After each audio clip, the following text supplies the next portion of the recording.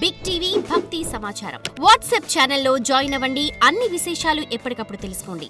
అమ్మ, ఈ శరీరంలో 7 చక్రాస్ ఎటువంటి పాత్రను పోషిస్తున్నాయి? శరీరంలో 7 చక్రాలు అసలు ఎటువంటి పాత్రను పోషిస్తాయి అంటే, అవి లేకపోతే మనం అంటే ఇక్కడ కుండలిని శక్తి అన్నది మీకు తెలుసు, అది మూలాధార చక్రంలో ఉన్నది.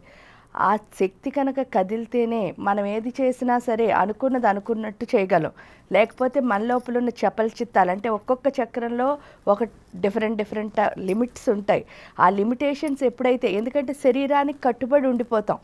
ఎప్పుడు శరీరానికి కట్టుబడి ఉండిపోయామో మనం వ్యాపక చైతన్యం అంటే మనం గొప్పగా ఏ పనులు చేయలేం. ఈ శరీరం ఎంత ఎప్పుడు స్వార్థంగా నా చెయ్యి బాగోవాలి, నా కళ్ళు బాగోవాలి, నా పొట్టని అంతా మన కోసమే.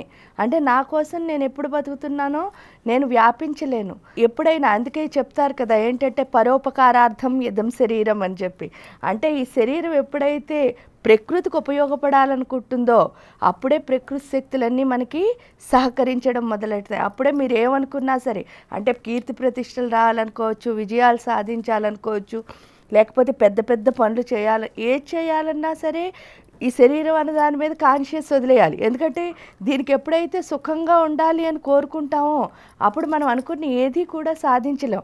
ఎందుకంటే ఇది ఎప్పుడూ చెప్పేది ఒకటే లిమిటేషన్స్. అంటే ఫస్ట్ మూలాధార చక్రంలో పడుకో అని చెప్తుంది. అంటే నువ్వు ఎక్కువ రెస్ట్ తీసుకోలేదనుకో నీకు అనవసరంగా జబ్బులు వస్తాయని చెప్తుంది. రెండో చక్రానికి వెళ్ళేసరికి ఏంటి అంటే అందరూ నీకు ఇష్టమైనట్టు, అంటే నువ్వు చెప్పినట్టు మాట వినాలి, లేదా నువ్వు అందరికంటే గొప్పగా ఉండు అని చెప్తుంది. కానీ గొప్పగా ఉండాలంటే ఫస్ట్ నిద్ర వదిలేయాలి కదా. అది తెలియక గొప్పగా ఉండడానికి ట్రై చేయడంలో అవతల వాళ్ళకున్న క్వాలిటీస్ అన్నీ మనకి ఆపాదిచ్చేసుకుంటాం. మూడో చక్రానికి వెళ్ళేసరికి ఏంటి అంటే మన భయాలతో అంటే మనకి ఎస్కేపిజం అన్న లక్షణం ఉంటుంది. ఏమనుకుంటామంటే వాళ్ళని బుక్ చేస్తున్నాం అనుకోవడంలో మనకి తెలియకుండా మనం ఎందుకంటే ఎవరిని ఎస్కేప్ చేసినా కూడా ఈ సృష్టిలో ఎస్కేప్ చేయలేని వాళ్ళు ఎవరైనా ఉంటే మనం అదే చేయడం మొదలు పెడతాం మనకి తెలియకుండా. అంటే మనకున్న భయాలతో ఎంత భయపడుతున్నామో అంత అన్నిటికీ, ఎందుకంటే ముందుకు వెళ్ళలేం. సో 4వ చక్రానికి వచ్చేసరికి ఏమవుతుంది అంటే స్వార్థం. ఆ స్వార్థం ఎప్పుడు ఏంటంటే నాకే అన్నీ కావాలి అనిపిస్తుంది, అంటే ఆశించడం అనమాట. దాన్ని ఏమంటారు? ఎక్స్పెక్టేషన్. ఈ ఎక్స్పెక్టేషన్ అనేది ఎప్పుడుందో మీకు ఏదొచ్చినా దాన్ని ఎక్స్పీరియన్స్ చేయలేరు. ఎక్స్పీరియన్స్ చేస్తేనే ఎంజాయ్మెంట్ ఉంటుంది. అందుకని ఎప్పుడు ఏం చేస్తూ ఉంటాం? ఆశిస్తూ ఉంటాం, ఏడుస్తూ ఉంటాం, ఆశిస్తూ ఉంటాం. సో ఇది ఈ చక్రంలో ప్రాబ్లం అవుతుంది. ఇంకా విశుద్ధి చక్రానికి వెళ్ళేసరికి విశుద్ధి చక్రంలో ఏంటంటే ఇవన్నీ బాగుంటేనే మనలోంచి వచ్చి మాట అందరికీ అర్థమవుతుంది. ప్లస్ మనం ఏం చెప్పాలనుకున్నామో క్లియర్గా చెప్పగలుగుతాం. ఎప్పుడైతే ఈ చక్రాలన్నీ ఇన్ని లోటుపాట్లతో ఉన్నాయో ఫైనల్గా 4వ వాక్కు వచ్చేసరికి ఏమవుతుంది అంటే మనం చెప్పింది ఎవరికి అర్థం అవ్వక కన్ఫ్యూజన్గా ఉంటుంది. ఎందుకు అంటే మనమే కన్ఫ్యూజ్ చేసేస్తూ ఉంటాం మన మాటలతో.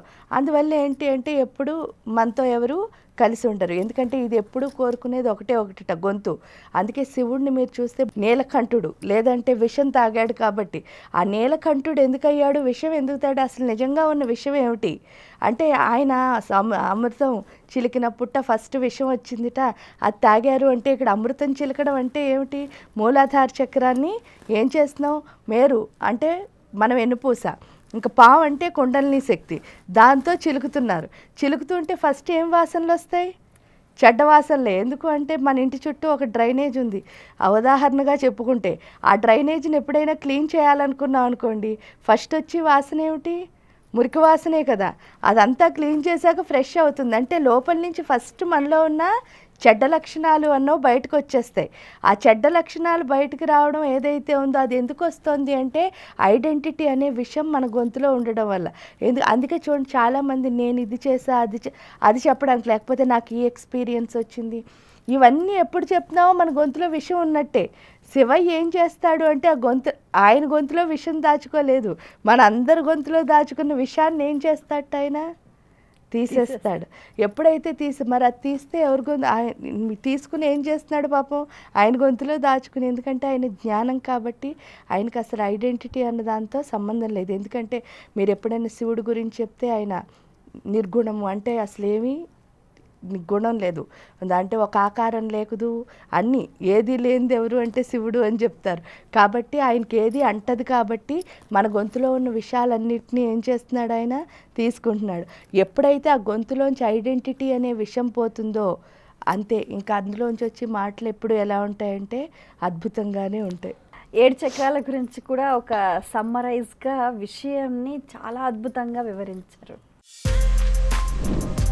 For more videos like this, subscribe Big TV channel.